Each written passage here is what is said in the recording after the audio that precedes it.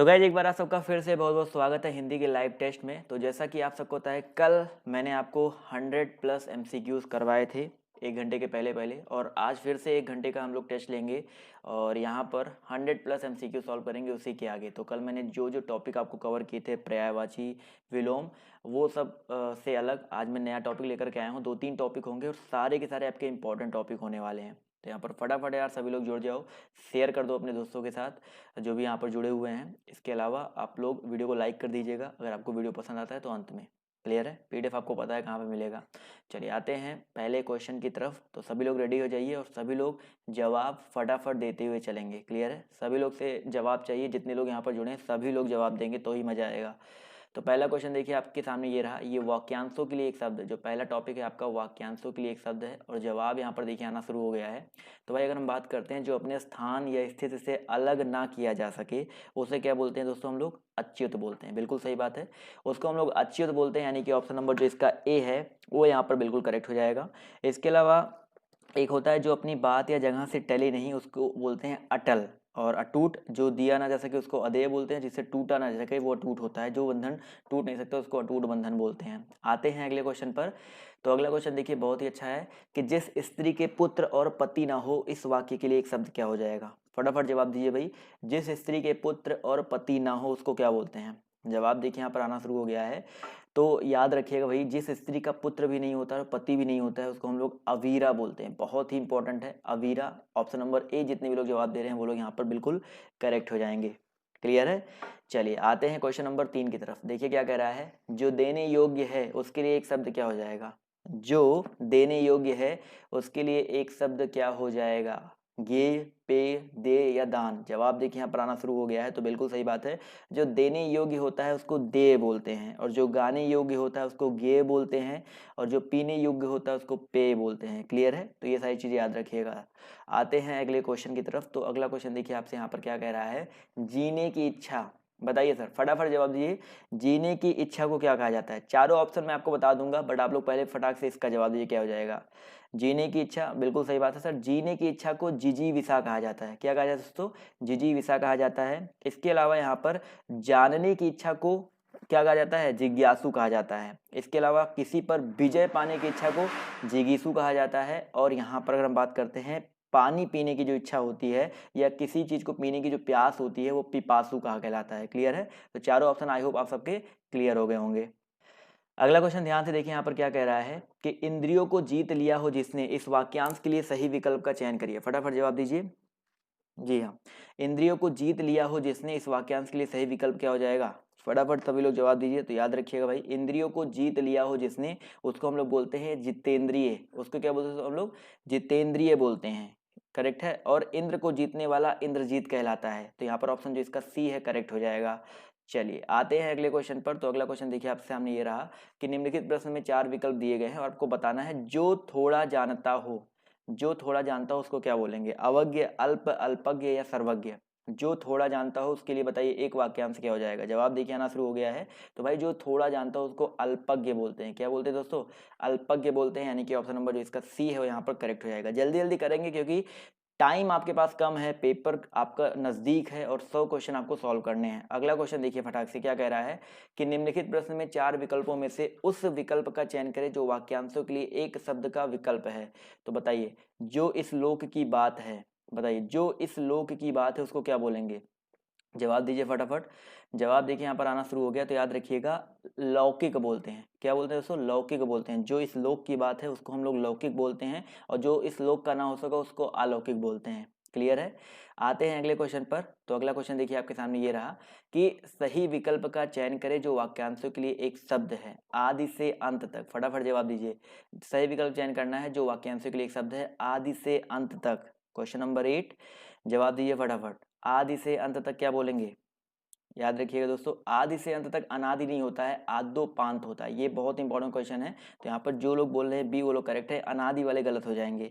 भाई जिसका कोई आदि ना हो, जिसका कोई आदि यानी कि जिसका कोई प्रारंभ नहीं होता उसको अनादि बोलते हैं, और इसी समय में होने वाले को समकालीन बोलते हैं। तो ये दोनों चीजें अलग अलग हैं। आद्योपांत यहाँ पर हो जाएगा।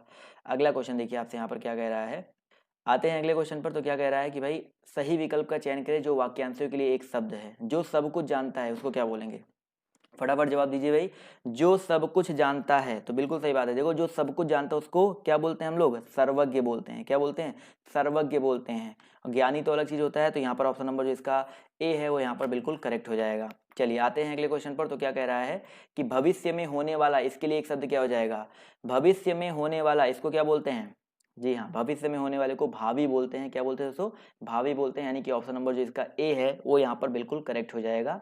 इसी तरह दोस्तों क्वेश्चन नंबर आपका 11 कह रहा है प्रत्युत्पन्नमति, इसका मतलब क्या होता है बताइए? प्रत्युत्पन्नमति इसका मतलब क्या होता है? फटाफट क्वेश्चन नंबर 11 का जवाब दीजिए।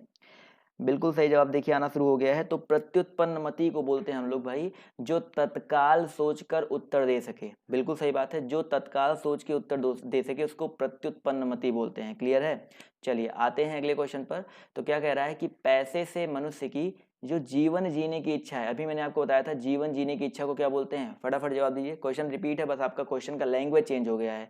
तो बिल्कुल सही बात है, जीवन जीने की इच्छा मैंने आपको बताया था जिजीविषा को बोलते हैं। तो ऑप्शन नंबर जो इसका ए है करेक्ट हो जाएगा। चतुरानन का मतलब होता है जिसके चार आनन होते हैं, जिसके चार मुख होते हैं। विष्णु जी की बात हो रही है यहाँ पर। आते हैं अगले क्वेश्चन पर। तो अगला क्वेश्चन यही कह रहा है कि दिए गए वाक्य के लिए एक शब्द का चयन कीजिए। पाप करने के बाद स्वयं दंड पाना। पाप करने के बाद अगर स्वयं दंड पा रहे हैं तो उसको क्या बोलेंगे? बिल्कुल सही बात है। तो यहाँ पर याद रखिएगा, पाप करने के बाद स्वयं दंड पाना यानी कि प्रायश्चित होता है। क्या होता है दोस्तों? प्रायश्चित होता है। तो ऑप्शन नंबर जो इसका सी है वो यहाँ पर बिल्कुल करेक्ट हो जाएगा। क्लियर है? चलिए आते हैं अगले क्वेश्चन पर। तो क्या कह रहा है कि अनियमित के लिए उचित वाक्यांश चुने। अनियमित, अनियमित किसको बोला जाता है? फटाफट बताइए सर। अनियमित जिस पर कोई नियंत्रण ना हो, जिस जो नियमानुकूल ना हो। तो यहाँ पर जवाब देखिए आना शुरू हो गया। तो बी ऑप्शन जो है करेक्ट हो जाएगा। जो नियम के अनुकूल ना हो उसको हम बोलते हैं अनियमित। क्लियर है? तो ऑप्शन नंबर जो इसका बी है यहाँ पर करेक्ट हो जाएगा। अगला क्वेश्चन देखिए क्या कह रहा है कि जिस पर आक्रमण हो, इस वाक्यांश के लिए उचित शब्द का चयन करना है। जिस पर आक्रमण हो, तो भाई जिस पर आक्रमण होता है उसको क्या बोलते हैं? याद रखिएगा दोस्तों, जिस पर आक्रमण होता है उसको हम लोग बोलते हैं आक्रांत। क्या बोलते हैं दोस्तों? आक्रांत। और आक्रामक तो अलग चीज होता है, जो बहुत ज्यादा आक्रामक होता है उसको क्या बोलते हैं? अलग चीज होता है। तो यहाँ पर ऑप्शन नंबर जो इसका सी है वो यहाँ पर करेक्ट हो जाएगा। क्लियर है? अपने प्राण खुद ही समाप्त करने के लिए बोलते हैं आत्मघाती। और किसी पर हम आक्रमण करने वाले हों तो वो आक्रमण होता है। अगला क्वेश्चन देखिए क्या कह रहा है कि पृथ्वी, तारों, ग्रहों आदि का स्थान, इस वाक्यांश के लिए एक शब्द क्या होगा? भाई समुद्र में तो पृथ्वी, तारे, ग्रह होते नहीं है। धरती पर भी पृथ्वी, धरती तो है ही, खुद ही पृथ्वी है। तो यहाँ पर ग्रह और तारे तो धरती पर तो है नहीं। तो यहाँ पर अंतरिक्ष जो है बिल्कुल करेक्ट हो जाएगा। बिल्कुल सही बात है, पृथ्वी, ग्रहों और तारों का जो स्थान होता है वो अंतरिक्ष कहलाता है। आते हैं अगले क्वेश्चन पर। तो क्या कह रहा है कि प्राणदा के लिए अनेक शब्द क्या हो जाएगा? प्राणदा के लिए वाक्यांश बताना आपको क्या हो जाएगा? फटाफट जवाब दीजिए। प्राणदा का मतलब क्या होता है आपको ये बताना है। तो भाई प्राणदा यानी कि प्राण देने वाली दवा या जीवन देने वाली दवा। तो यहाँ पर हम लोग कह सकते हैं ऑप्शन नंबर बी जो है बिल्कुल करेक्ट हो जाएगा, जीवन देने वाली दवा। चलिए आते हैं अगले क्वेश्चन पर। तो अगला क्वेश्चन देखिए आपके सामने ये रहा, ध्यान से देखिएगा कि भाई वाक्यांश के लिए एक शब्द चुनना है। जिसके हृदय में ममता नहीं है उसको क्या बोलेंगे? जिसके हृदय में ममता नहीं है उसको क्या बोला जाएगा? बिल्कुल सही बात है सर, जिसके हृदय में ममता नहीं है उसको निर्मम बोलते हैं। देखिए जिसके हृदय में ममता नहीं है उसको निर्मम बोलते हैं। जिसको दया नहीं होती है उसको निर्दय बोलते हैं। जिसको डर नहीं होता है उसको निर्भय बोलते हैं। जिसके हृदय नहीं होता है, दिल नहीं होता, उसको निहृदय बोलते हैं। अगला क्वेश्चन कह रहा है कि जिसकी कोई उपमा ना दी जा सके उसके लिए एक शब्द क्या होगा? जिसकी कोई उपमा ना दी जा सके उसके लिए एक शब्द क्या होगा? अनुपम, ज्ञानी, अल्पज्ञ या अनुयायी। पहले भी ये क्वेश्चन रिपीट हो चुका है। तो बिल्कुल सही बात है सर, जिसकी कोई उपमा ना दी जा सके उसको बोलेंगे अनुपम। क्या बोलेंगे दोस्तों हम लोग? अनुपम। यानी कि ऑप्शन नंबर जो इसका ए है वो यहाँ पर बिल्कुल करेक्ट हो जाएगा। अल्पज्ञ का मतलब क्या होता है? जो कम जानता हो। ज्ञानी जो बहुत कुछ जानता हो या जिसके पास अच्छा खासा ज्ञान हो। और अनुयायी का मतलब होता है जिसके पीछे पीछे चलने वाला, जो जो किसी के पीछे चलता हो, किसी को फॉलोअर। अनुयायी को इंग्लिश बोलते हैं हम लोग फॉलोअर। आते हैं अगले क्वेश्चन पर। तो अगला क्वेश्चन कह रहा है कि दूसरों की बातों में दखल देना, इसके लिए एक शब्द क्या होगा? दूसरों की बातों में दखल देना, इसके लिए एक शब्द क्या हो जाएगा? फटाफट बताइए सर।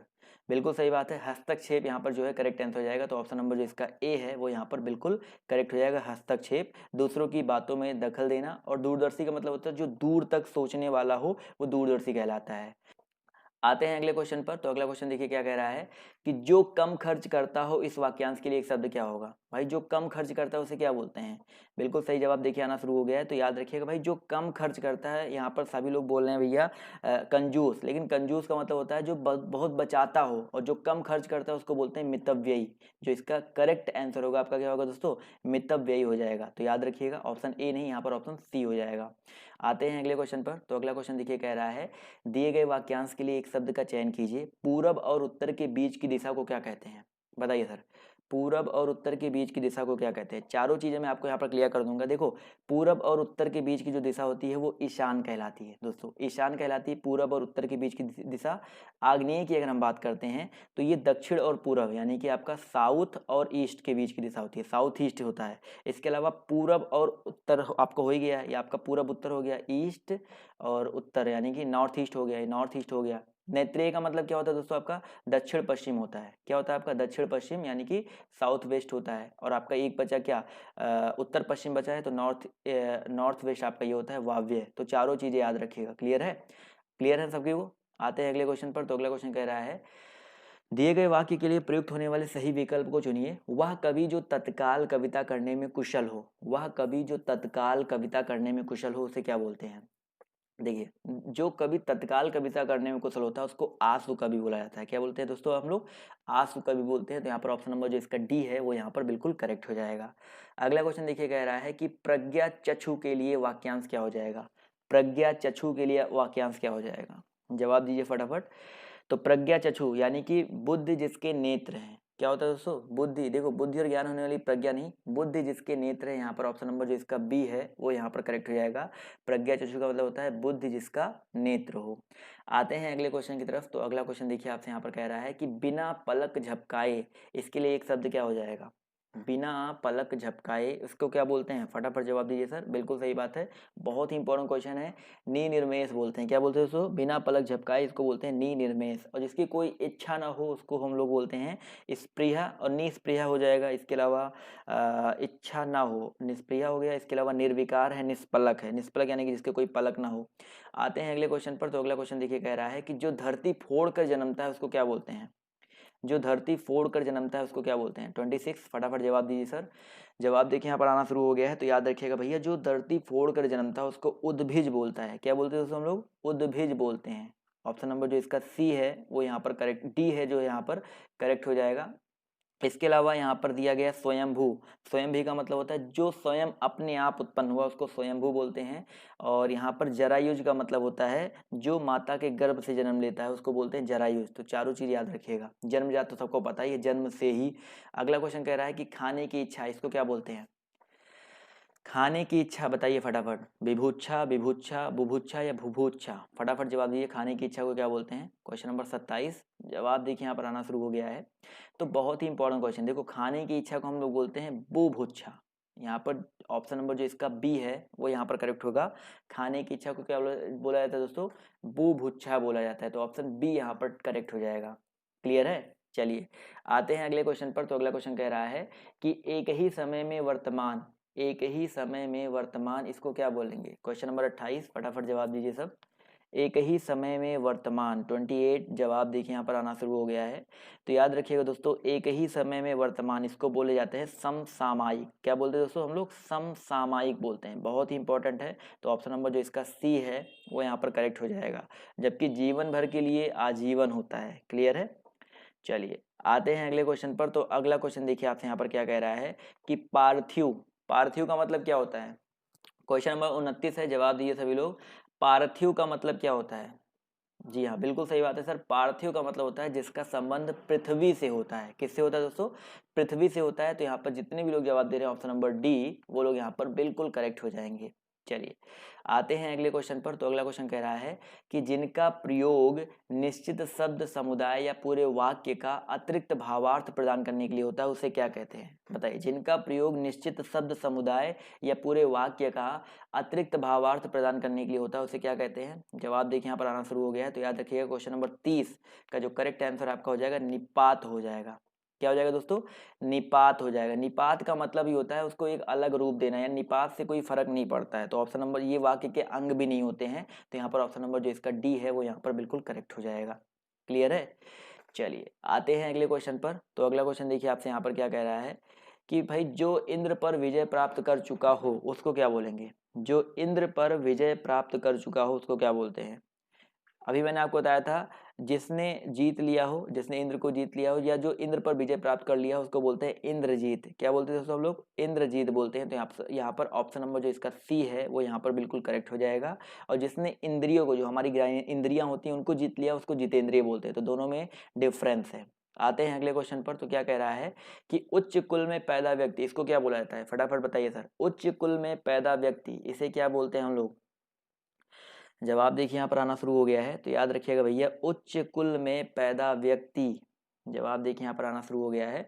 तो भैया उच्च कुल में पैदा व्यक्ति को हम लोग कुलीन बोलते हैं। क्या बोलते हैं दोस्तों हम लोग, कुलीन बोलते हैं। जबकि समान वर्ण में पैदा होने वाला सवर्ण कहलाता है। सवर्ण मतलब होता है जो समान वर्ण में पैदा हुआ हो। इसी तरह अगला क्वेश्चन देखिए क्या कह रहा है कि जंगल में लगने वाली आग को क्या बोलते हैं। बताइए सर, जंगल में लगने वाली आग को क्या बोलते हैं। बहुत ही आसान सा क्वेश्चन है, जवाब सभी लोग दे सकते हैं। पहले भी ये क्वेश्चन मैं करवा चुका हूं। तो बिल्कुल सही जवाब आ रहा है दावानल। तो जो दावानल होता है वो जंगल में लगने वाली आग होती है। और पेट की आग को बोलते हैं हम लोग जठराग्नि। क्या बोलते हैं, ये पेट की आग होता है। याद रखिएगा ये पेट की आग है। इसके अलावा यहाँ पर क्या बोलते हैं, ऑप्शन दिया गया है बड़वानल। तो ये होता है भैया समुद्र में लगने वाली आग को बड़वानल बोला जाता है। क्लियर है। और वन में लगने वाली आग को, जंगल में लगने वाली आग को दावानल बोला जाता है। क्लियर है। चलिए आते हैं अगले क्वेश्चन पर। तो अगला क्वेश्चन देखिए क्या कह रहा है कि जिसके बराबर कोई ना हो उसको क्या बोलेंगे। जिसके बराबर कोई ना हो उसे क्या बोला जाएगा। क्वेश्चन नंबर 34, जवाब दीजिए सभी लोग। भैया विलक्षण है और यहाँ पर 4 ऑप्शन दिए गए हैं। तो यहाँ पर भैया जिसके बराबर कोई ना हो, तो जिसके बराबर कोई ना हो तो यहाँ पर देखा जाए तो भाई करेक्ट आंसर क्या हो सकता है। तो यहाँ पर हम लोग एग्जैक्ट रूप में तो नहीं बट मान सकते हैं जिसकी तुलना कोई ना कर सके। तो ऑप्शन नंबर बी को मान सकते हैं। ऑप्शन नंबर बी यहाँ पर हो सकता है बट एग्जैक्ट ये बहुत शुद्ध रूप से नहीं बोलेंगे इसको। भाई जिसके बराबर कोई ना हो उसको अद्वितीय, जो इसका एग्जैक्ट करेक्ट आंसर होना चाहिए वो अद्वितीय होना चाहिए। बट यहाँ पर ऑप्शन में ऐसा कुछ नहीं है तो अनुपम हो जाएगा। विलक्षण का मतलब पता है, विशेष लक्षणों से युक्त। असाधारण का मतलब होता है जो साधारण ना हो। लोकातीत का मतलब होता है लोक से परे। और अनुपम का मतलब होता है जिसकी उपमा ना दी जा सके। तो ये होता है बट यहाँ पर चलिए ऑप्शन में नहीं है तो बी को मान लेते हैं। आते हैं अगले क्वेश्चन पर। तो अगला क्वेश्चन देखिए कह रहा है कि निम्न में से कौन सा पीछे चलने वाला शब्द समूह के लिए प्रयुक्त है। पीछे चलने वाला, इसको क्या बोलेंगे, फटाफट जवाब दीजिए सर। एक तो अनुयायी होता है जो पीछा करते हैं, वो पीछे पीछे फॉलो करते हैं, वो अलग चीज होता है। बट यहाँ पर पूछा गया है पीछे चलने वाला, इस शब्द के लिए एक शब्द क्या हो जाएगा। तो याद रखिएगा अनुगत। बिल्कुल सही बात है, अनुगत होता है। पीछे चलने वाले शब्द समूह के लिए हम लोग अनुगत शब्द का यूज करते हैं। अनुगत या अनुयायी दोनों एक ही चीज है। तो यहाँ पर ऑप्शन जो इसका ए है करेक्ट हो जाएगा। अगला क्वेश्चन देखिए क्या कह रहा है भैया कि किसी कथन पर सहमत होना, किसी कथन पर सहमत होना उसको क्या बोलेंगे। समर्थन बोलेंगे, स्वीकृति बोलेंगे, अनुमोदन बोलेंगे या सहमति बोलेंगे। तो बिल्कुल सही जवाब देखिए आना शुरू हो गया। तो सहमति बोला जाता है। तो किसी कथन पर सहमत होने को क्या बोलते हैं दोस्तों, सहमति बोलते हैं। जी हाँ, जितने लोग 4 बोले तो ऑप्शन नंबर जो इसका डी है यहाँ पर बिल्कुल करेक्ट हो जाएगा। चलिए दोस्तों आते हैं अगले क्वेश्चन पर। तो क्या कह रहा है कि भाई पीढ़ी दर पीढ़ी चला आने वाला, इसके लिए समुचित शब्द क्या है। पीढ़ी दर पीढ़ी चला आने वाला, इसके लिए समुचित शब्द क्या हो जाएगा। 37, फटाफट सभी लोग जवाब दीजिए। जी हाँ, पीढ़ी दर पीढ़ी चढ़ा आने वाला, इसको बोलते हैं हम लोग अन्वयागत। तथागत नहीं बोलते दोस्तों, इसको हम बोलते हैं अन्वयागत बोलते हैं। तो ऑप्शन नंबर जो इसका डी है वो यहाँ पर बिल्कुल करेक्ट हो जाएगा। क्लियर है। एक के बाद एक आते हैं अगले क्वेश्चन पर। तो कंजूसी से धन व्यय करने वाला क्या कहलाता है। कंजूसी से धन व्यय करने वाला, फटाफट जवाब दीजिए सभी लोग। तो क्वेश्चन नंबर आपका 38, जवाब देखिए यहाँ पर आना शुरू हो गया है। तो याद रखिएगा दोस्तों, कंजूसी से धन व्यय करने वाला, यहाँ पर जो करेक्ट आंसर आपका हो जाएगा कृपण। क्या हो जाएगा दोस्तों आपका, कृपण। तो यहाँ पर बिल्कुल सही जवाब आ रहा है। तो कृपण यहाँ पर ऑप्शन नंबर जो इसका सी है वो यहाँ पर बिल्कुल करेक्ट हो जाएगा। अगला क्वेश्चन कह रहा है कि पर्वत की तलहटी, इसको क्या बोलते हैं। पर्वत की तलहटी, सभी लोग जवाब दीजिए। 39, जवाब देखिए यहाँ पर आना शुरू हो गया है। तो भैया पर्वत की तलहटी को हम लोग क्या बोलते हैं, उपत्यका बोलते हैं, उपत्यका बोलते हैं। बहुत ही इंपॉर्टेंट है, याद रखिएगा। उपत्यका बोलते हैं पर्वत की तलहटी को। इसके अलावा यहाँ पर एक चीज और याद रखिएगा, अधित्यका का। ये क्वेश्चन कई बार आपके पेपर में आ चुका है।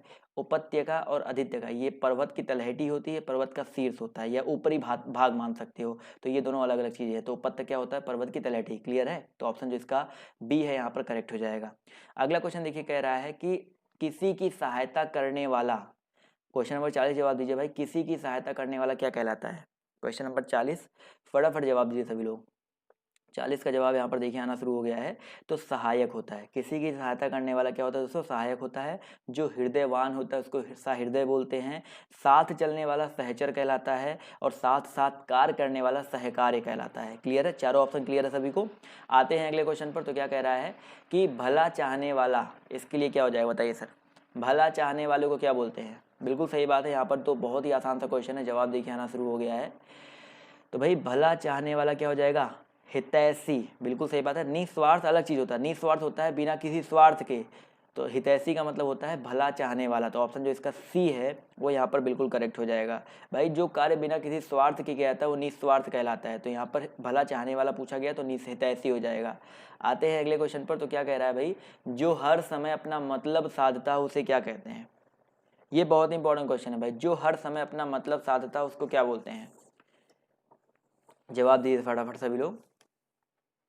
जवाब देखिए यहाँ पर आना शुरू हो गया। देखो, जो हर समय अपना मतलब साधता है उसको स्वार्थी बोलते हैं, साथ ही साथ मतलबी बोलते हैं। तो चाहे एक बोलो चाहे तीन बोलो, यहाँ पर फर्स्ट और थर्ड दोनों आंसर करेक्ट है। तो चाहे एक भी बोल सकते हो, थर्ड बोल सकते हो, बट यहाँ पर अगर पेपर में ऐसा क्वेश्चन आता है स्वार्थी को आप टिक करो, क्योंकि ये व्याकरण की दृष्टि से ज्यादा शुद्ध है। क्लियर है?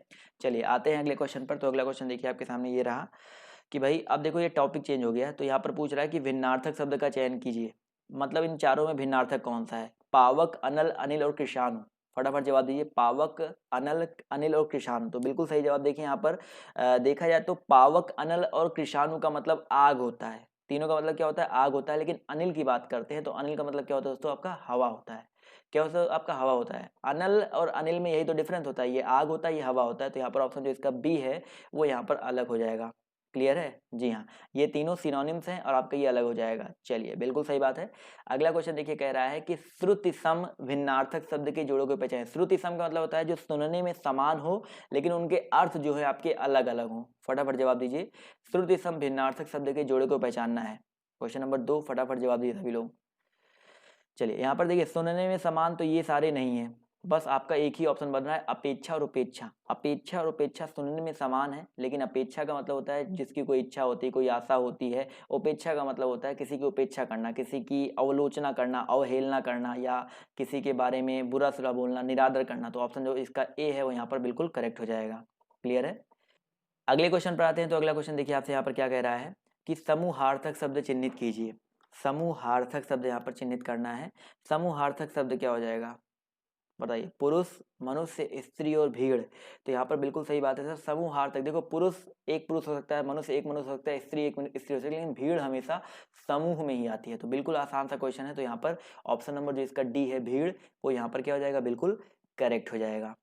क्लियर है दोस्तों? चलिए आते हैं अगले क्वेश्चन की ओर। तो अगला क्वेश्चन देखिए आपके सामने ये रहा कि भाई समूहार्थक शब्द को यहाँ भी चिन्हित करना है। इन चारों में बताइए फटाफट समूहार्थक कौन सा हो जाएगा? स्तवक, पुरुष, गमला या गुलाब? जवाब दीजिए फटाफट। चलिए तो मैं आपको बताता हूँ, यहाँ पर कुछ लोग कंफ्यूज हैं। तो यहाँ पर स्तवक जो है करेक्ट हो जाएगा। क्यों सर? स्तवक का मतलब ही होता है फूलों का गुच्छा, गुलदस्ता, ढेर। तो यहाँ पर ऑप्शन नंबर जो इसका ए है वो यहाँ पर क्या हो जाएगा? बिल्कुल करेक्ट हो जाएगा। समझ में आ गया ना? तो अगला क्वेश्चन देखिए यहाँ पर क्या कह रहा है, ध्यान से देखिएगा कि यहाँ पर भी आपको समूहार्थक शब्द का चयन करना है। जहाज, केवट, बेड़ा और नाव। बहुत ही अच्छा क्वेश्चन है, फटाफट जवाब दीजिए। जवाब देखिए यहाँ पर आना शुरू हो गया। भाई जहाज हो गया, केवट हो गया, नाव हो गया, ये सिंगल सिंगल लोग हैं। लेकिन बेड़ा की बात करते हैं तो बेड़ा जो होता है वो जहाज, नाव, केवट, जहाँ पर सब लोग इकट्ठा हो जाते हैं उसको बेड़ा बोला जाता है। तो ये भी आपका एक समूहार्थक शब्द है। तो ऑप्शन नंबर जो इसका बी है यहाँ पर करेक्ट हो जाएगा। क्लियर है? चलिए तो ऐसे ऐसे टॉपिक वाइज मैं आपको करवा रहा हूँ जिससे आपको कोई डाउट ना हो किसी भी क्वेश्चन में। अगले क्वेश्चन पर आते हैं। तो अगला क्वेश्चन देखिए क्या कह रहा है कि भाई नग का अनेकार्थक क्या हो जाएगा?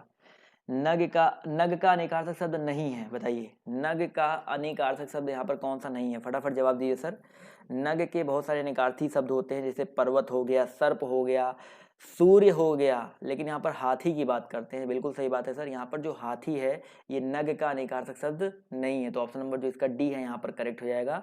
हाथी अलग चीज होता है, गज हो सकता है। अगला क्वेश्चन देखिए कह रहा है कि इनमें से मूक का अनेकार्थक शब्द कौन सा नहीं है? बताइए मूक का अनेकार्थक शब्द कौन सा नहीं है? क्वेश्चन नंबर आपका 2, फटाफट जवाब दीजिए सभी लोग। गूंगा, चुप, शांत और विवश, इनमें से मूक का अनेकार्थक शब्द कौन सा नहीं है? क्वेश्चन नंबर 2 जवाब फटाफट दीजिए, फटाफट जवाब देखिए आना शुरू हो गया है।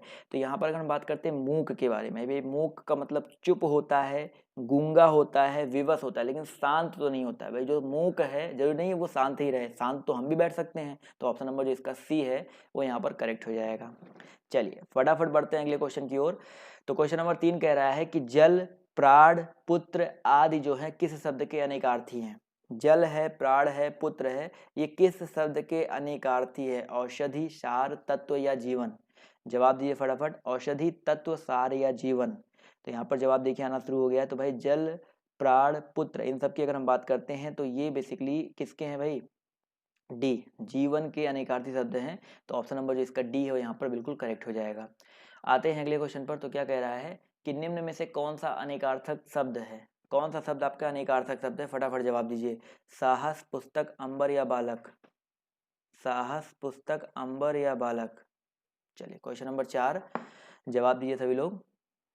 जवाब देखिए यहाँ पर आना शुरू हो गया, तो याद रखिएगा बिल्कुल सही जवाब आ रहा है। तो यहाँ पर अगर हम बात करते हैं अंबर जो शब्द है आपका अनेकार्थक शब्द है। अंबर के बहुत सारे अर्थ होते हैं, आकाश, वस्त्र, मेघ आदि बहुत सारे शब्द होते हैं। अगला क्वेश्चन देखिए यहाँ पर क्या कह रहा है कि निम्न में से कौन सा शब्द अनेकार्थक है, बताइए। अभिमान, अधिक, आयु और अर्थ, इसमें से अनेकार्थक शब्द कौन सा हो जाएगा।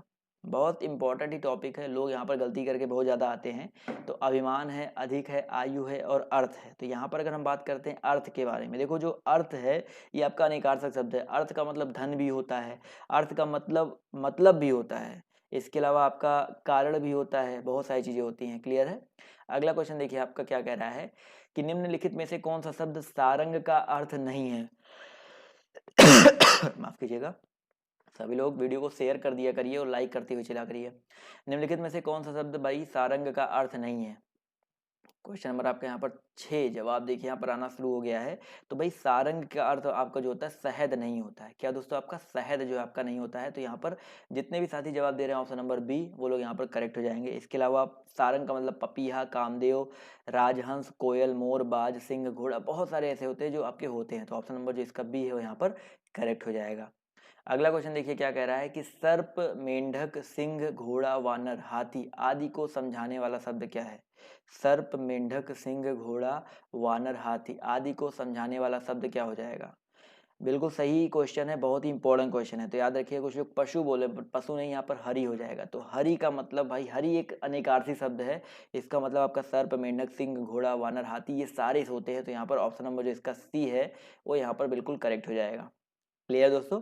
चलिए आते हैं अगले क्वेश्चन की ओर। तो अगला क्वेश्चन देखिए आपसे यहाँ पर क्या कह रहा है कि आपको प्रश्न संख्या 1 में और 2 में अनेकार्थी शब्द दिए गए हैं, एक अर्थ शब्द के साथ लिखा है, दूसरा अर्थ बताइए। जैसे प्रमत्त का मतलब होता है स्वेच्छाचारी, इसका दूसरा अर्थ क्या हो सकता है। प्रमत्त का मतलब आपका होता है स्वेच्छाचारी, तो दूसरा अर्थ क्या हो सकता है, जवाब दीजिए फटाफट। तो भाई प्रमत्त है, तो प्रमत्त है यहाँ पर। तो प्रमत्त का मतलब अगर स्वेच्छाचारी है तो दूसरा अर्थ होता है आपका उन्मत्त। याद रखिएगा प्रमत्त का दूसरा मतलब क्या होता है दोस्तों, आपका उन्मत्त होता है। तो यहाँ पर ऑप्शन नंबर जो इसका ए है वो यहाँ पर बिल्कुल करेक्ट हो जाएगा। तो जितने भी साथी जवाब दे रहे हैं ऑप्शन नंबर ए वो लोग यहाँ पर करेक्ट हो जाएंगे। चलिए आते हैं अगले क्वेश्चन पर। तो क्या कह रहा है कि भाई कनक और धतूरा, जैसे कनक का मतलब अगर धतूरा है तो कनक का दूसरा अर्थ क्या होता है। बहुत ही आसान सा क्वेश्चन है, फटाफट जवाब दीजिए सभी लोग। कनक कनक ते सौगुनी मादकता अधिकाय, या खाए बौराए जग वफाए बौराए। सबको इसका आंसर तो पता ही होगा। तो याद रखिएगा सोना होता है। कनक का एक मतलब धतूरा होता है तो एक अर्थ आपका सोना भी होता है। तो जहाँ पर जितने भी लोग जवाब दे रहे हैं डी वो लोग यहाँ पर करेक्ट हैं। अगला क्वेश्चन देखिए क्या कह रहा है कि भाई निम्नलिखित में से समानार्थी जोड़ी को स्पष्ट कीजिए। पार्वती, महेश्वरी, व्यवहारिक, अव्यवहारिक, शेर, शेरनी, लड़का और लड़के। फटाफट जवाब दीजिए क्वेश्चन नंबर 3 का। समानार्थी शब्दों की जोड़ी को स्पष्ट करना है। पार्वती है, माहेश्वरी है। जवाब देखिए यहाँ पर आना शुरू हो गया है। तो अगर हम बात करते हैं पार्वती और माहेश्वरी, ये दोनों आपके एक दूसरे के समानार्थी हैं। जबकि यहाँ पर शेर, सेनी, लड़का, लड़के, और देखो ये दोनों तो आपके विलोम हो जाएंगे, व्यवहारिक, अव्यवहारिक, लड़का, लड़के। और यहाँ पर लड़का और लड़के जो दिया गया है ये एक वचन बहुवचन वाला हो जाएगा। क्लियर है। तो ऑप्शन नंबर जो इसका ए है वो यहाँ पर करेक्ट हो जाएगा। अगला क्वेश्चन देखिए यहाँ पर क्या कह रहा है, ध्यान से देखिएगा। यहाँ पर भी आपको समानार्थी शब्द की जोड़ी यहाँ पर बताना कौन सी नहीं है। सुमन और पुष्प, निशा, निशाचर, चारपाई, खटिया, पाठशाला, विद्यालय। यहाँ पर कौन सी जोड़ी नहीं है, ये चीज पूछा गया है तो इस पर ध्यान दीजिएगा। तो याद रखिएगा यहाँ पर अगर देखा जाए तो सुमन पुष्प एक दूसरे के समानार्थी है, चारपाई खटाई खटिया एक दूसरे के समानार्थी है, पाठशाला विद्यालय ये भी समानार्थी है। लेकिन निशा का मतलब रात्रि होता है और निशाचर का मतलब क्या होता है, रात में जगने वाला जो भूत राक्षस होते हैं ना वो होते हैं। तो ऑप्शन जो इसका बी है यहाँ पर करेक्ट हो जाएगा। आते हैं अगले क्वेश्चन पर। तो अगला क्वेश्चन देखिए क्या कह रहा है कि निम्नलिखित प्रश्नों में 4 विकल्प दिए गए हैं और आपको बताना है कि सर्प, यहाँ पर बताना है कि दिए गए शब्द का सही समानार्थी शब्द का विकल्प का चयन करिए। सर्प का समानार्थी क्या हो जाएगा, बताइए सभी लोग, सर्प का समानार्थी क्या हो जाएगा, फटाफट जवाब दीजिए। क्वेश्चन नंबर 5 बहुत ही इंपॉर्टेंट क्वेश्चन है। जवाब देखिए यहाँ पर आना शुरू हो गया है। तो याद रखिएगा भाई, सर्प का समानार्थी आपका यहाँ पर व्याल हो जाएगा। क्या हो जाएगा दोस्तों, आपका व्याल। ऑप्शन नंबर जो इसका सी है, याद रखिएगा, मोस्ट इंपॉर्टेंट क्वेश्चन है। आते हैं अगले क्वेश्चन पर। तो क्या कह रहा है कि उस विकल्प का चयन करें जो दिए गए शब्द का सही समानार्थी शब्द है। हिरण, हिरण का सही समानार्थी क्या हो जाएगा, फटाफट क्वेश्चन नंबर 6 का जवाब दीजिए। उस विकल्प का चयन करें जो दिए गए शब्द का सही समानार्थी शब्द है। तो क्वेश्चन नंबर 6 याद रखिएगा, इसका जो करेक्ट आंसर है आपका हो जाएगा क्या, कुरंगम हो जाएगा। ऑप्शन नंबर जो इसका ए है कुरंगम, यहाँ पर बिल्कुल करेक्ट हो जाएगा। तो जितने भी साथी जवाब दे रहे हैं ऑप्शन नंबर ए, वो लोग यहाँ पर बिल्कुल करेक्ट हो जाएंगे। कुरंगम जो है हिरण का सही समानार्थी शब्द है। क्लियर है, चलिए बढ़ते हैं अगले क्वेश्चन की ओर। तो अगला क्वेश्चन कह रहा है 7 से 8 के लिए वही सेम चीज है, आपको बताना है कि कौन सा विकल्प गलत है, यानी तक्षक का कौन सा अर्थ नहीं है। क्वेश्चन ध्यान से देखिए, 7वें क्वेश्चन के लिए 8वें क्वेश्चन के लिए क्वेश्चन यही दिया गया है, उस शब्द का अर्थ नहीं है। तो तक्षक का अर्थ यहाँ पर कौन सा नहीं होगा, बढ़ई, सूत्रधार, शिलान्यास और विश्वकर्मा। फटाफट जवाब दिए सभी लोग। तो बढ़ई है, सूत्रधार है, शिलान्यास और विश्वकर्मा है। तो याद रखिएगा यहाँ पर जो बढ़ई, तक्षक का मतलब बढ़ई भी होता है, सूत्रधार भी होता है, विश्वकर्मा भी होता है, लेकिन शिलान्यास जो है आपका तक्षक का मतलब नहीं होता है। तो यहाँ पर ऑप्शन नंबर जो इसका सी है वो यहाँ पर क्या हो जाएगा, बिल्कुल करेक्ट हो जाएगा। क्लियर है, चलिए बढ़ते हैं अगले क्वेश्चन पर। तो देखिए क्या कह रहा है, भाव, भाव शब्द का सही अर्थ बताइए क्या हो जाएगा। क्वेश्चन नंबर 8, फटाफट जवाब दिए सभी लोग। भाव शब्द का, सॉरी यहाँ पर 8 में बोला गया था कौन सा नहीं है, तो यहाँ पर बताइए कौन सा शब्द नहीं है, भाव शब्द का अर्थ नहीं है। तो भाई भाव का मतलब विचार होता है, दर होता है, अभिप्राय होता है, लेकिन भाव का मतलब भवन जो है आपका नहीं होता है। तो ऑप्शन नंबर जो इसका ए है वो यहाँ पर बिल्कुल करेक्ट हो जाएगा। क्लियर है यहाँ तक दोस्तों, चलिए अब आते हैं एक और बहुत ही इंपॉर्टेंट टॉपिक पर। ज़्यादा नहीं, 3 से 4 क्वेश्चन उस पर और है, उसके बाद हम लोग व्याकरणात्मक कोटि पर पहुंचेंगे जो कि सबसे ज़्यादा इंपॉर्टेंट आपके एग्जाम के लिए है। तो यहाँ पर देखिए क्या कह रहा है कि प्रश्न संख्या 1 से लेकर 3 तक यहाँ पर दिया गया, ध्यान से देखिए। प्रश्न संख्या 1 से लेकर 3 तक यहाँ पर कह रहा है कि 4 विकल्प दिए गए हैं, आपको सर्वाधिक उपयुक्त अर्थ व्यंजक विकल्प चुनकर लिखना है। तो गयंद का मतलब क्या होता है बताइए, फटाफट बताइए। गयंद जो है इसका मतलब क्या होता है, तो गयंद का मतलब क्या होता है, बिल्कुल सही जवाब देखिए आना शुरू हो गया है। तो याद रखिएगा भाई, गयंद जो होता है इसका मतलब आपका होता है बड़ा हाथी। क्या होता है दोस्तों, आपका बड़ा हाथी होता है। तो ऑप्शन नंबर जो इसका ए है वो यहाँ पर बिल्कुल करेक्ट हो जाएंगे। क्लियर दोस्तों, बड़ा हाथी यहाँ पर बिल्कुल करेक्ट हो जाएगा। अगला क्वेश्चन कह रहा है कि मूढ़ चेता, मूढ़ चेता का मतलब बताइए क्या हो जाएगा। मूढ़ चेता मतलब क्या होता है भाई, दूसरों को मूर्ख बनाने वाला, मूर्ख जो बाद में चतुर बन गया हो, या आलसी या मूर्ख। तो याद रखिएगा दोस्तों, यहाँ पर जो मूढ़ चेता का मतलब होता है वो सिर्फ और सिर्फ जिसकी मति खराब, यानी कि जो मूर्ख होता है। तो ऑप्शन नंबर जो इसका डी है वो यहाँ पर बिल्कुल करेक्ट हो जाएगा। मूढ़ चेता का मतलब क्या होता है दोस्तों, आपका मूर्ख होता है। क्लियर है, चलिए आते हैं अगले क्वेश्चन पर। तो क्या कह रहा है भाई, प्रायोगिक, प्रायोगिक का मतलब क्या होता है, फटाफट बताइए सर। 40 मिनट जवाब दिए सर। प्रायोगिक का मतलब क्या होता है, तो 3 का जवाब देखिए यहाँ पर हो जाएगा भाई। प्रायोगिक का मतलब होता है जिसका नित्य प्रयोग किया जाए। प्रायोगिक का मतलब क्या होता है, जिसका नित्य प्रयोग किया जाए। तो ऑप्शन नंबर जो इसका ए है वो यहाँ पर बिल्कुल करेक्ट हो जाएगा। इसी तरह दोस्तों क्वेश्चन नंबर 4 आपका यहाँ पर क्या कह रहा है, रित, रित जो है इसका अर्थ क्या हो जाएगा, रित है, ऋतु नहीं है, सिर्फ रित है। तो रित का अर्थ क्या होता है, फटाफट जवाब दीजिए सर। क्वेश्चन नंबर 4, रित का मतलब क्या होता है। याद रखिएगा दोस्तों, रित का मतलब आपका सत्य होता है। तो यहाँ पर जो लोग बोल रहे हैं ए ऑप्शन, वो लोग यहाँ पर बिल्कुल करेक्ट हो जाएंगे। क्लियर है, चलिए आते हैं अब हम लोग एक बहुत ही इंपॉर्टेंट टॉपिक पर, और उस टॉपिक में हम लोग क्वेश्चन सॉल्व करेंगे 40 से 50 क्वेश्चन, जो कि बहुत इंपॉर्टेंट है। तो यहाँ पर पहला क्वेश्चन देखिए आपके सामने, उससे ये रहा कि क्रियापरक व्याकरणिक कोटि चिन्हित करना है। क्रियापरक व्याकरणिक कोटि आपको यहाँ पर चिन्हित करना है, फटाफट बताइए क्या होता है। जवाब देखिए यहाँ पर, याद रखिएगा क्रियापरक व्याकरणिक कोटि आपके यहाँ पर पक्ष हो जाएगा। क्या हो जाएगा दोस्तों, आपका पक्ष। पक्ष या प्रकार का जो संबंध होता है वो क्रिया से ही होता है। बेसिकली यह क्रिया द्वारा सूचित कार्य की पूर्णता या अपूर्णता तथा बारंबारता का संकेत होता है। तो बहुत ही इंपॉर्टेंट क्वेश्चन है। तो ऑप्शन नंबर जो इसका डी है वो यहाँ पर करेक्ट हो जाएगा। अगले क्वेश्चन पर आते हैं। तो अगला क्वेश्चन देखिए आपके सामने ये रहा, ध्यान से देखिएगा कि पद परिचय को क्या नहीं कहा जाता है। बताइए, पद परिचय को क्या नहीं कहा जाता है? फटाफट जवाब दीजिए सभी लोग। तो याद रखिएगा दोस्तों, पद परिचय की अगर हम बात करते हैं तो इसको क्या नहीं कहा जाता है। यहाँ पर जो ऑप्शन नंबर इसका ए है, पद संगठन है, यहाँ पर नहीं कहा जाता है। तो पद परिचय को पद संगठन जो है नहीं कहा जाता है। पद निर्देश, पद निर्णय, पदान्वय, ये सब कह सकते हो। तो ऑप्शन नंबर जो इसका ए है वो यहाँ पर बिल्कुल करेक्ट हो जाएगा। क्लियर है? चलिए आते हैं अगले क्वेश्चन पर। तो अगला क्वेश्चन देखिए, यहाँ पर बताना है, लिंग बताना है। मनगढ़ंत में कौन सा लिंग हो जाएगा? सभी लोग जवाब दीजिए फटाफट, जितने लोग यहाँ पर जुड़े हुए हैं। मनगढ़ंत का लिंग बताना है। जवाब देखिए यहाँ पर आना शुरू हो गया। तो भाई मनगढ़ंत जो है आपका स्त्रीलिंग होता है। क्या होता है दोस्तों? आपका स्त्रीलिंग होता है। तो यहाँ पर ऑप्शन नंबर जो इसका बी है यहाँ पर करेक्ट हो जाएगा। अगला क्वेश्चन देखिए क्या कह रहा है कि निम्न में से कौन सा शब्द स्त्रीलिंग है? विवाद, रूप, सार और आय, इसमें से स्त्रीलिंग शब्द कौन सा हो जाएगा? बहुत ही आसान सा क्वेश्चन है।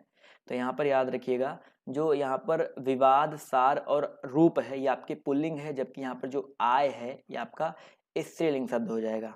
क्लियर है? स्त्रीलिंग पुल्लिंग से आप ये समझ लो 2 क्वेश्चन आपको जरूर देखिए 60 क्वेश्चन आपका आना है हिंदी का, तो 2 से 3 क्वेश्चन आपको इस टॉपिक से जरूर देखने को मिलेंगे। आप लोग लिख के ले लीजिए। अगला क्वेश्चन देखिए कह रहा है कि यहाँ पर बताइए स्त्रीलिंग शब्द कौन सा हो जाएगा? गृह, पत्ता, चंदन और सभा, यहाँ पर स्त्रीलिंग शब्द कौन सा हो जाएगा? फटाफट जवाब दीजिए सभी लोग। गृह है, पत्ता है, चंदन है और सभा है। तो याद रखिएगा दोस्तों, यहाँ पर आपका जो करेक्ट आंसर आपका हो जाएगा सभा। सभा जो होता है दोस्तों आपका स्त्रीलिंग शब्द होता है, जबकि और तीनों जो आपके पुल्लिंग शब्द हैं। फटाफट करते हैं, ज़्यादा टाइम वेस्ट नहीं करेंगे। तो क्वेश्चन नंबर 4 में कह रहा है निम्न में से स्त्रीलिंग शब्द कौन सा है? दुख, गरिमा, लेख व स्पर्श, इन चारों में आपका स्त्रीलिंग शब्द कौन सा हो जाएगा? दुख, गरिमा, लेख व स्पर्श। क्वेश्चन नंबर 4 जवाब आना शुरू हो गया। तो याद रखिएगा, नाम से ही पता चल रहा है गरिमा जो यहाँ पर स्त्रीलिंग शब्द हो जाएगा। क्लियर है दोस्तों? चलिए आते हैं अगले क्वेश्चन पर। तो क्या कह रहा है कि निम्नलिखित में से कौन सा शब्द स्त्रीलिंग है? देश, द्वीप, नगर, झील, यहाँ पर स्त्रीलिंग शब्द कौन सा हो जाएगा? देश है, द्वीप है, नगर है, झील है। फटाफट सभी लोग जवाब देते हुए चलेंगे। सभी लोग एक एक करके जवाब देते रहेंगे तभी तो मजा आएगा ना सर।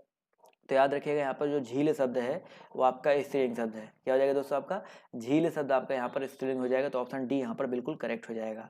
अगले क्वेश्चन पर आते हैं। तो देखिए क्या कह रहा है कि स्त्रीलिंग और पुल्लिंग का कौन सा जोड़ा सही नहीं है?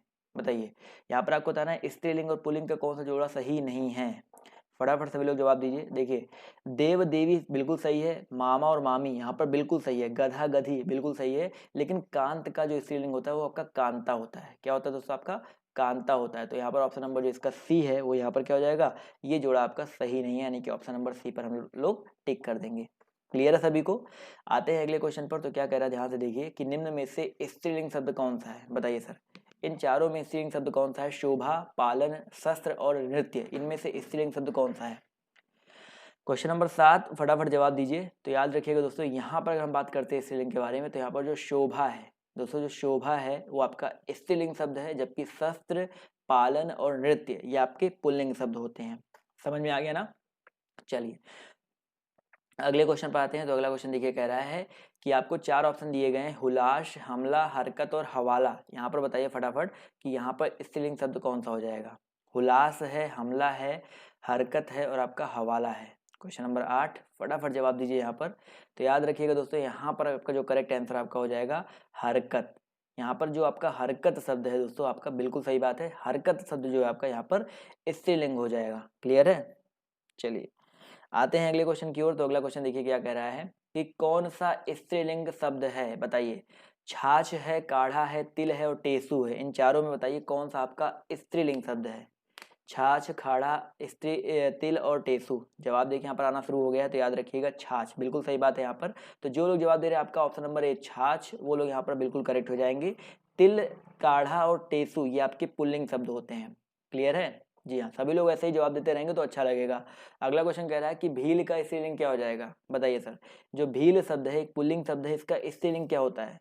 जवाब देखिए यहाँ पर आना शुरू हो गया। तो बिल्कुल सही बात है सर, भील का स्त्रीलिंग आपका यहाँ पर भीलनी होता है। क्या होता है दोस्तों? आपका भीलनी होता है, यानी कि ऑप्शन नंबर जो इसका बी है वो यहाँ पर बिल्कुल करेक्ट हो जाएगा। समझ में आ गया ना? चलिए आते हैं अगले क्वेश्चन पर। तो अगला क्वेश्चन देखिए आपसे यहाँ पर क्या कह रहा है, यहाँ पर आपको स्त्रीलिंग शब्द बताना है। सलाद, शनक, सारस और सलाम। सलाद है, शनक है, शारस है और सलाम है। तो यहाँ पर याद रखिएगा जो ये सनक शब्द है, अगर हम बात करते हैं सनक के बारे में दोस्तों, तो सनक आपका स्त्रीलिंग शब्द होता है। तो ऑप्शन नंबर जो इसका बी है वो यहाँ पर बिल्कुल करेक्ट हो जाएगा। तो जो लोग बी बोल रहे हैं वो लोग करेक्ट हैं, ए वाले नहीं करेक्ट है भाई।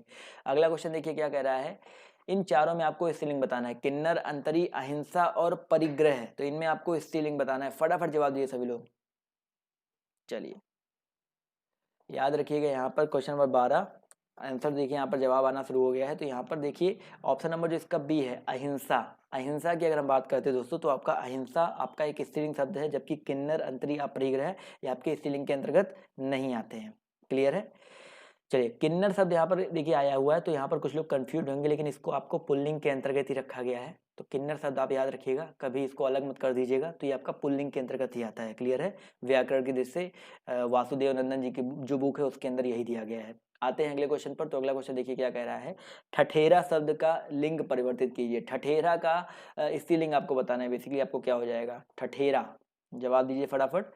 बहुत ही आसान सा क्वेश्चन है, जवाब देखिए यहाँ पर आना शुरू हो गया है। तो भाई ठठेरा शब्द की अगर हम बात करते हैं, तो इसका जो स्त्रीलिंग होता है आपका ठठेरिन होता है। बिल्कुल सही बात है, ठठारी नहीं होता सर, यहाँ पर ठठेरिन होता है। तो ऑप्शन नंबर जो इसका सी है वो यहाँ पर बिल्कुल करेक्ट हो जाएगा। क्लियर है। अगला क्वेश्चन देखो यहाँ पर क्या कह रहा है भैया, कि विद्वान शब्द का स्त्रीलिंग क्या हो जाएगा, बताइए सर। विद्वान शब्द का स्त्रीलिंग क्या हो जाएगा, जवाब दीजिए फटाफट सभी लोग। विद्वान, क्वेश्चन नंबर 14 जवाब देखिए यहाँ पर आना शुरू हो गया। तो अगर हम बात करते हैं विद्वान के बारे में, तो इसका जो स्त्रीलिंग होता है वो विदुषी होता है। क्या होता है दोस्तों, आपका विदुषी होता है सर यहाँ पर। तो ऑप्शन नंबर जो इसका ए है वो यहाँ पर करेक्ट हो जाएगा। क्लियर है। विद्वान की स्त्रीलिंग विदुषी होता है। अगला क्वेश्चन देखिए क्या कह रहा है, कि निम्न में से कौन सा शब्द पुल्लिंग है, दया, भाषा, माया और आभार। तो मैं आपको कुछ शब्द आपको बता भी दूंगा यहाँ पर। तो याद रखिएगा क्वेश्चन नंबर 15, याद रखिएगा यहाँ पर जो करेक्ट आंसर आपका हो जाएगा भाई, पुल्लिंग यहाँ पर पूछ रहा है ना, तो दया, माया, आभार, भाषा, इनमें जो आपका आभार शब्द है, याद रखिएगा जो आभार शब्द है आपका पुल्लिंग है। दया, माया, भाषा ये आपका स्त्रीलिंग के अंतर्गत आ जाएगा। कुछ लोग अभी इस वाले क्वेश्चन में कंफ्यूज हैं अभी भी कि किन्नर। तो भाई देखो कई किताबें आपको ये उभय लिंग के अंतर्गत रखा गया है, तृतीय लिंग में प्रयुक्त किया जाता है, लेकिन बहुत सारी किताबों में, जैसे मैंने बताया ना, वासुदेव नंदन जी की जो आधुनिक हिंदी व्याकरण की बुक है, वहाँ पर आप जाकर के देखेंगे तो उन्होंने सिर्फ दो ही बताए हैं। तो किन्नर को बताया है, किन्नर को पुल्लिंग बताया है। तो बहुत सारी किताबें पुल्लिंग होता है, बहुत सारी किताबों में स्त्रीलिंग उभय लिंग होता है। तो इसमें कंफ्यूज मत रहिए, वो आप जो भी करके आ जाएंगे पेपर में उस तरह से पूछेगा ही नहीं। अगला क्वेश्चन देखो आपसे यहाँ पर क्या कह रहा है, कि तन शब्द का लिंग निर्धारित कीजिए। जो तन शब्द है इसका लिंग निर्धारित करना आपका क्या हो जाएगा, तन पुल्लिंग है, उभयलिंग है, स्त्रीलिंग है या नपुंसक लिंग है, फटाफट जवाब दीजिए। तो अगर हम तन के बारे में बात करते हैं दोस्तों, याद रखिएगा बहुत इंपॉर्टेंट क्वेश्चन है, ये आपका पुल्लिंग होता है, यानी कि ऑप्शन नंबर जो इसका ए है वो यहाँ पर बिल्कुल करेक्ट हो जाएगा। क्लियर है। तो जो तन शब्द होता है दोस्तों आपका ये क्या होता है, पुल्लिंग शब्द होता है। चलिए आते हैं अगले क्वेश्चन की तरफ। तो अगला क्वेश्चन देखिए आपसे यहाँ पर क्या कह रहा है, कि निम्न में से कौन सा शब्द आपका पुल्लिंग है, फटाफट सभी लोग जवाब दीजिए। तो इसका जवाब हो जाएगा दोस्तों कष्ट। तो दोस्तों यहाँ पर जो कष्ट शब्द है आपका ये पुल्लिंग शब्द हो जाएगा। तो ऑप्शन नंबर जो इसका बी है वो यहाँ पर बिल्कुल करेक्ट हो जाएगा। क्लियर है। चलिए आते हैं अगले क्वेश्चन पर। तो अगला क्वेश्चन देखिए आपसे यहाँ पर कह रहा है, कि निम्न में से आपको पुल्लिंग शब्द बताना है, क्षमा, क्षेत्र, घटना और रीति। 2 से 3 आपको यहाँ पर आएगा। चलिए क्लियर है, 6 बजे, ठीक है सर। तो क्वेश्चन नंबर 18 का जवाब दीजिए। निम्नलिखित में से आपको पुल्लिंग शब्द बताना है, क्षमा है, क्षेत्र है, घटना है और रीति है। तो 18 याद रखिएगा, यहाँ पर जो करेक्ट आंसर आपका हो जाएगा क्षेत्र। जो क्षेत्र है दोस्तों आपका ये पुल्लिंग शब्द हो जाएगा। तो ऑप्शन नंबर जिसका सी है वो यहाँ पर बिल्कुल करेक्ट हो जाएगा। क्लियर दोस्तों, बहुत इंपॉर्टेंट है। आते हैं अगले क्वेश्चन पर। तो क्या कह रहा है, ध्यान से देखिए, कि यहाँ पर पुल्लिंग शब्द बताना है, दया, प्रार्थना, वायु और नेत्र। फटाफट सभी लोग जवाब दीजिए, ज़्यादा टाइम नहीं बचा है, क्वेश्चन को खत्म भी करना है हमें। अभी बहुत सारे क्वेश्चन बचे हैं, अभी तो 90 क्वेश्चन ही हुआ है। क्वेश्चन नंबर 19 जवाब देखिए यहाँ पर आना शुरू हो गया है। तो याद रखिएगा यहाँ पर जो आपका पुल्लिंग शब्द है वो आपका हो जाएगा नेत्र। क्या हो जाएगा दोस्तों आपका नेत्र। नेत्र जो है आपका पुल्लिंग शब्द हो जाएगा। क्लियर है। आते हैं अगले क्वेश्चन पर। तो क्या कह रहा है, ध्यान से देखिए, कि क्रियार्थक संज्ञा सदा किस रूप में रहती है। क्रियार्थक संज्ञा जो है सदा किस रूप में रहती है। क्वेश्चन नंबर आपके यहाँ पर 20 है, जवाब देखिए आना शुरू हो गया है। तो याद रखिए क्रिया अर्थक यहाँ पर बात कर रहा है। तो क्रियार्थक संज्ञा जो होती है हमेशा याद रखिएगा एक वचन पुल्लिंग में होती है। किस में होती है दोस्तों, एक वचन पुल्लिंग में होती है। जैसे मैं एक एग्जाम्पल दे रहा हूँ, कहना, कहना हो गया, खाना हो गया, सोना हो गया, ये क्रियार्थक संज्ञा होती है। क्लियर है। तो ऑप्शन नंबर जो इसका बी है वो यहाँ पर करेक्ट हो जाएगा। अगले क्वेश्चन पर आते हैं। तो अगला क्वेश्चन देखिए कह रहा है, कि निम्नलिखित में से पुल्लिंग शब्द छांटिए। यहाँ पर आपको पुल्लिंग शब्द छाटना है, फटाफट जवाब दीजिए क्वेश्चन नंबर 21 का। चाहत, मेहनत, रंगत और आहार, यहाँ पर पुल्लिंग शब्द कौन सा हो जाएगा? जवाब देते हुए चलेंगे तो बहुत ही अच्छा रहेगा। तो क्वेश्चन नंबर 21 का जो करेक्ट आंसर क्या हो जाएगा सर? आहार। यहाँ पर हम बात करते हैं दोस्तों आहार के बारे में दोस्तों, तो आपका जो आहार है ये आपका एक पुल्लिंग शब्द है। क्लियर है? आते हैं क्वेश्चन नंबर 22 पर। तो स्त्रीलिंग पुल्लिंग आपको जितने भी इंपॉर्टेंट हो सकते हैं आज सब करवा दूंगा, जिससे आपको एग्जाम में कोई दिक्कत ना हो। यहाँ पर आपको बताना है चारों में पुल्लिंग शब्द बताना है कौन सा है। कैमरा, प्लेट, तस्वीर और पायल। यहाँ पर पुल्लिंग शब्द बताना है, पुरुषलिंग शब्द कौन सा है? तो याद रखिएगा दोस्तों कैमरा क्या होता है दोस्तों? आपका कैमरा जो होता है आपका पुरुष लिंग होता है, इसके अलावा प्लेट, पायल, तलवार ये सारे के सारे आपके स्त्रीलिंग होते हैं। चलिए आते हैं अगले क्वेश्चन पर। तो यहाँ पर आपको मिलान करना है, जल्दी से मिलान कर लेते हैं। तो देखिए क्या है, साहब स्त्रीलिंग और पुल्लिंग है और आपको मिलान करना है। तो साहब का स्त्रीलिंग क्या हो जाएगा बताइए? इसको मैं फटाफट मिला देता हूँ आपके सामने। क्या देखिए सिंपल सा है, साहब का आपका मेम हो जाएगा, क्लियर है। पिता का माता हो जाएगा, क्लियर है। आते हैं क्वेश्चन नंबर, हाथी की हथनी हो जाएगा और सांप का शापिन हो जाएगा, क्लियर है। तो यहाँ पर 23 में देखा जाए तो आपका पहला ऑप्शन जो है करेक्ट हो जाएगा 3 4 3 2 1। तो यहाँ पर जितने लोग जवाब दे रहे हैं ऑप्शन नंबर ए, वो लोग यहाँ पर बिल्कुल करेक्ट हो जाएंगे। चलिए आते हैं अगले क्वेश्चन की ओर। तो अगला क्वेश्चन देखिए आपके सामने ये रहा। देखिए यहाँ पर क्या कह रहा है कि निम्न प्रश्न में लिंग से संबंधित आपको यहाँ पर बताना है, लिंग से संबंधित आपको जवाब देना है। फटाफट देखिए यहाँ पर क्या हो जाएगा कि भाई अकारांत तथा अकारांत, अकारांत तथा अकारांत पुल्लिंग शब्दों को इकारांत कर देने से वो स्त्रीलिंग हो जाते हैं।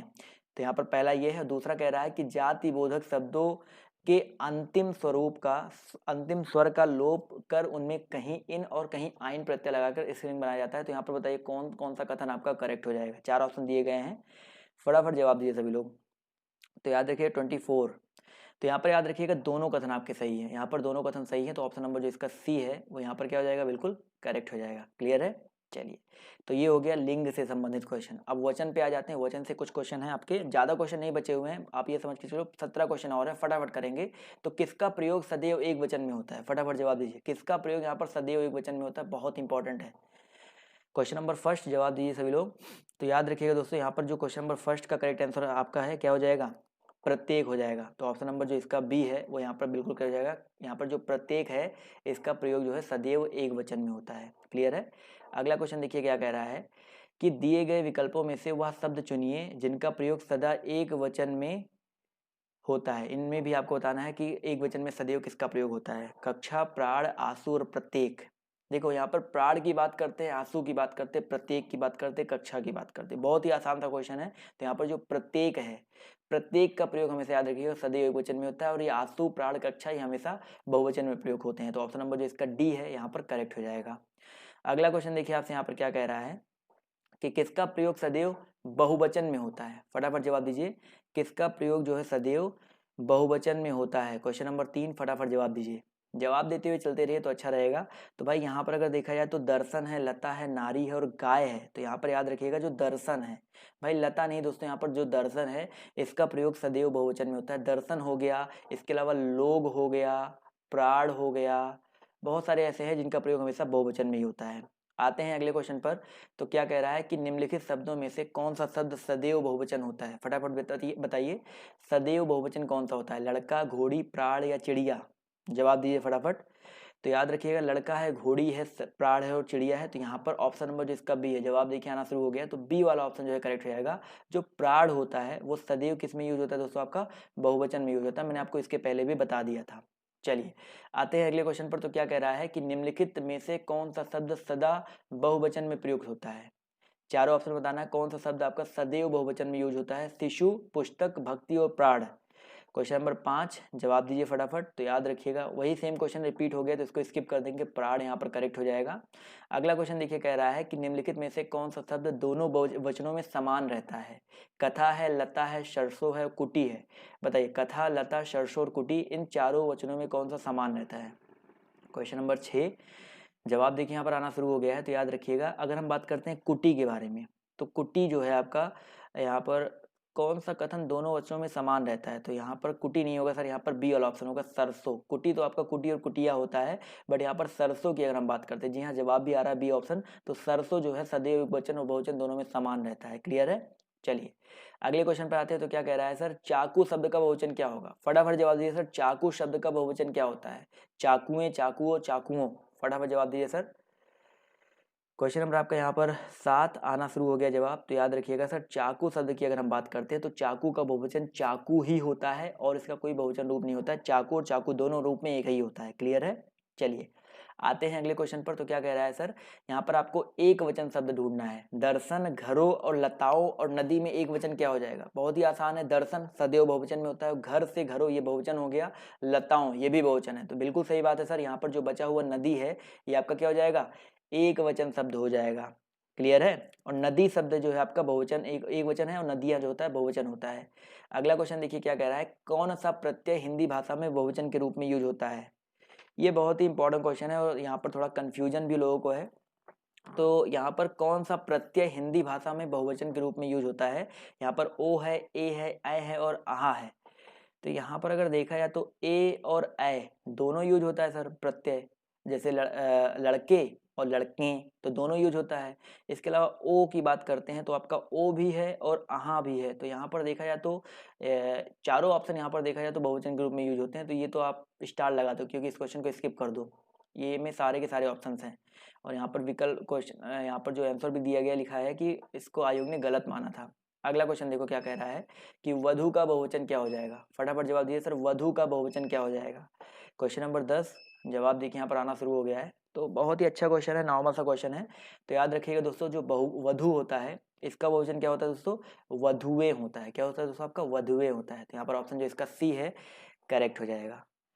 सो गाइज आज की क्लास जो है आपको कैसी लगी? यहाँ पर मैंने कोशिश किया था कि 100 प्लस क्वेश्चन और 100 प्लस क्वेश्चन मैंने आपको करवाए। 105 क्वेश्चन मैंने अभी तक आपको सॉल्व करवा दिए हैं और अभी 1 घंटे कंप्लीट भी नहीं हुए हैं। तो आपको आज का सेशन जो है कैसा लगा कमेंट करके बता दीजिएगा और जाते जाते आप लोग लाइक कर दीजिएगा, अच्छा सा कमेंट कर दीजिएगा और इसी तरह की क्लासेस आपको मिलती रहेंगी। और कल जो है स्पेशल क्लासेस मेरी हैं अनअकैडमी पर, मेरी जो है स्पेशल क्लासेस हैं। तो 2 से 3 क्लासेस हैं। आपको टेलीग्राम पर आप लोग जुड़ जाओ और आप लोग ऐसे जुड़ते रहो और आपको मैं नोटिफिकेशन दे दूंगा। तो वो जो क्लासेस हैं आपको फ्री, यूट्यूब पे तो चलता ही रहेगा, यहाँ पर भी आपको मिलता रहेगा, हर जगह आपको जो क्लासेस है मिलती रहेंगी। तो आप लोग बस जुड़े रहो। क्लियर है?